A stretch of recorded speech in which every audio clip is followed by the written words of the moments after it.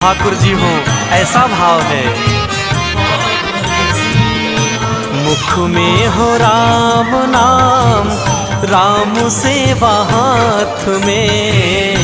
मुख में हो राम नाम, राम सेवा हाथ में। तू अकेला नहीं प्यारे, राम जी तेरे साथ में। तू अकेला नहीं प्यारे, राम जी तेरे साथ में। फिर विधि का विधान जान, हानि लाभ सहिए। विधि का विधान जान, हानि लाभ सहिए। जाहि विधि राखे राम, ताहि विधि रहिए।